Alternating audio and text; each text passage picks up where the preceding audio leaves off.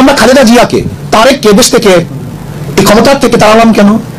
তখন শুধু শুনতাম, পত্রিকায় দেখতাম হাওয়া ভবন, হাওয়া ভবন, হাওয়া ভবন, ট্রান্সফার কেস, খাম্বা কেস, দুর্নীতি, চুরি, ডাকাতি, পত্রিকায় প্রতিদিন আসতে হেডলাইনে এত টাকা চুরি হয়েছে, এত টাকা ঘুষ হয়েছে, এত টাকা বাণিজ্য হয়েছে। আওয়ামী লীগ আমরা একই দেখছি। যদি আবারও সে বিএনপির ক্ষমতা আনার জন্য আমাদের দেশের শিক্ষিত সমাজ, নীতিমান সমাজ কথা বলে, তাহলে আমরা তাদেরকে কি বলতে পারি? আমাকে বলুন। খুবই মনোযোগ দিয়ে মন্ত্রমুগ্ধের মতো আমি চরমোনাই পীরের বক্তব্যগুলো শুনছিলাম, আর তিনার কথাতে ফিরে গিয়েছিলাম সেই 2006-এর যে আগের মুহূর্তগুলা, তৎকালীন বাংলাদেশ আর 2024-এর বাংলাদেশ, প্রেক্ষাপটটা বদলাতে শুরু করেছে। বাট চরমোনাই পীর সৈয়দ ফয়জুল সাহেব তিনি আপনার মনে করছেন যে প্রেক্ষাপট এখানে কোনো কিছু পরিবর্তন হয়নি। আওয়ামী লীগ মিথ্যা মামলা দিয়েছে। আজকে আওয়ামী লীগের পতনের পর 2 বছর আগে মারা যাওয়া একজন ক্যান্সারের ছাত্রলীগ নেতাকেও মামলার আসামি করা হয়েছে। তারপর ঢাকাতেও দেখলাম এরকম একজন মৃত মানুষকে মামলার আসামি করা হয়েছে। আমার কথা না, ফয়জুল সাহেবের কথা। তিনি বলেন যে আওয়ামী লীগ লুটপাট করেছে, চাঁদাবাজি করেছে, আজকে আবারও সে লুটপাট চাঁদাবাজি করছে বিএনপি।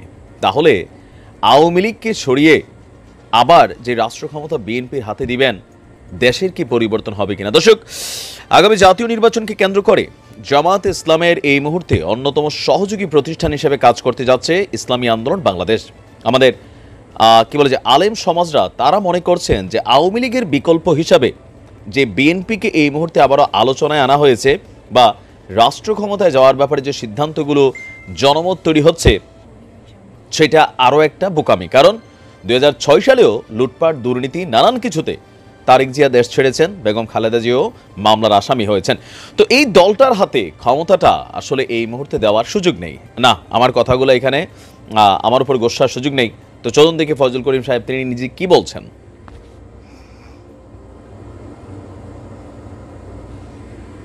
নিশ্চয়ই শুনেছেন। তিনার বক্তব্য শুনলে আসলে আমরা যারা একটু এইজের বল আছি, মানে যাদের বয়সটা মোটামুটি 30+, তারা কিন্তু সেই যুগ এই যুগ অনেক যুগে আমরা দেখলাম।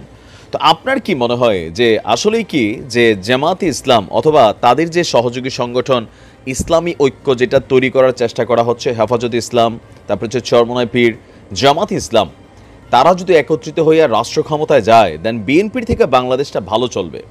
রাস্তাঘাটে লুটপাট হবে না, চাঁদাবাজি হবে না, প্রতিষ্ঠানগুলোতে দুর্বৃত্তায়ন হবে না, নানান ধরনের যে ঘটনাগুলো সমাজে কিশোর গ্যাং আছে সেগুলো তৈরি হবে না, অথবা আমাদের মেয়েদের সাথে যে ইফটিজিং, রাস্তাঘাটে যে শ্লীলতাহানি, অথবা ইউনিভার্সিটিতে এইগুলো কয়েকদিন যাবত আমরা দেখছি মেয়েরা প্রকাশ্যে বিড়ি টানছে, মানে বেহায়াপনারও নানান দৃশ্যপনা আমরা কিন্তু বাংলাদেশে দেখছি।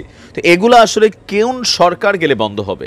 এটা কি বিএনপি সরকার গেলে বন্ধ হবে ক্ষমতায়, নাকি আসলে ইসলামী যে ঐক্য এই মুহূর্তে জামাত ইসলাম একা তারা নির্বাচনে যেতে পারবে না, জয়লাভ করতে পারবে না, সো এই টিমগুলোর সাথে কানেক্ট হয়ে তাদেরকে রাষ্ট্র ক্ষমতায় যেতে হবে? তো আপনার কি মনে হয় যে ফজল করিম সাহেব যে কথাগুলো বলছিলেন পীরে চরমোনাই, তিনি কি আসলে এই কথাগুলো রাষ্ট্র ক্ষমতায় গেলে তারা রাখতে পারবেন, অথবা এতগুলো ইসলামিক দল একত্রিত হলে বিএনপি কি আসলে ঠেকাতে পারবেন কিনা? তবে একটা মজার বিষয় হচ্ছে তিনার কথার মধ্যে শতভাগ যুক্তি আছে। এই মুহূর্তে সারা বাংলাদেশের বিভিন্ন জায়গায়, আমার নিজের এলাকা সেইখানেও কিন্তু একই অবস্থা। যারা আমার এলাকার আছেন জানেন কম বেশি, তাই না? তো নিরীহ মানুষকে এখন তাদের কি বলে যে মামলার আসামি করা হচ্ছে বেশ কিছু জায়গায়, যারা অপরাধী তারাও হচ্ছে, বাট পাশাপাশি অনেক ধরনের ভুয়া মামলা তৈরি হচ্ছে। এর মধ্যে সিন্ডিকেট তৈরি হয়ে গেছে, কুমিল্লা ক্যান্টনমেন্টে জিবি তোলা হচ্ছে, বিভিন্ন জায়গায় এগুলোর ছবি ফুটেজ সামনে সামাজিক যোগাযোগ মাধ্যমে আসছে। তো এগুলোর কারণেই চরমোনাই সাহেবরা যখন কথা বলছেন, ওই যে আরেকটা লুটপাট দৃশ্য হইতেও পারে, নাও হতে পারে, তবে বিএনপির এবার হাইকমান্ড যারা আছেন, তারেক রহমান বা আমরা যদি দেখি রিজভী সাহেব, মির্জা ফখরুল ইসলাম, তারা কিন্তু খুব শক্ত ভূমিকা পালন করছেন, যেটা অতীতে কখনো দেখি নাই। এইটার একটা কারণ হচ্ছে কি, দীর্ঘদিন ক্ষমতা থেকে বাহিরে থাকার কারণে, অথবা আওয়ামী লীগ সরকারের পতনের দৃশ্য দেখার পর রাজনৈতিক যারা নেতা আছেন তাদের ভিতরে সামান্যতম ভয় হলে ঢুকছে যে জোর কইরা অথবা ক্ষমতায় থেকে অথবা প্রশাসনকে ব্যবহার কইরা আর কিন্তু ভাই সেই রাজনীতির দিন নাই। রাজনীতি যদি করতে হয় লাইনে এসে রাজনীতি করতে হবে, এমনটা কিন্তু মনে করছেন উঁচু পর্যায়ের নেতারা। কিন্তু গ্রামে গঞ্জে বিভিন্ন জায়গায় যে 5% ছেঁচড়া আছে দলীয় কর্মীর নামে, আওয়ামী লীগ বিএনপি দোনো দলে আছে, কোনো কাজকর্ম করে না, এলাকাতে হাইটা খায়, ভাইয়ের পোস্টাল লয়া টানাটানি করে, চোর ডাকাতগুলো ভাইদের সাথে গিয়ে এখন বসে যাচ্ছে অনেক জায়গাগুলো, আপনারাও দেখছেন আপনার এলাকায়। এই শ্রেণীটা, এদেরকে কিন্তু হাইকমান্ড শক্তভাবে যদি কন্ট্রোল করতে না পারে, ডক্টর ইউনূসের সরকার কিন্তু 2 থেকে 3 বছরের জন্যই বসতে যাচ্ছেন। আর এই সময়টার মধ্যে বিভিন্ন জায়গায় যেভাবে বিএনপির নেতাকর্মীরা অন্যায়ও করছে, আবার বিএনপি কিন্তু বহিষ্কারও করছে, সো এটাতে প্রমাণিত হয়ে যাচ্ছে কি যে না, বিএনপি কাজগুলো করার জন্য আবারও তারা, আমি বিএনপি বলা উচিত না, বিএনপির যারা নেতাকর্মী আছেন বা দল তো বিএনপি, তো এই জিনিসগুলো নিয়ে কিন্তু একটা ভালো ঝামেলা ফেস করছে বিএনপি। আর গণমাধ্যমগুলো সেগুলো প্রকাশ করছে। এখন গণমাধ্যম প্রকাশ করার কারণে কেউ কেউ বলছেন এত বছর কেন করেন নাই, ও যে সরকারে গেলে কন্ট্রোলিং করা হয়, এটাই তো নিয়ম।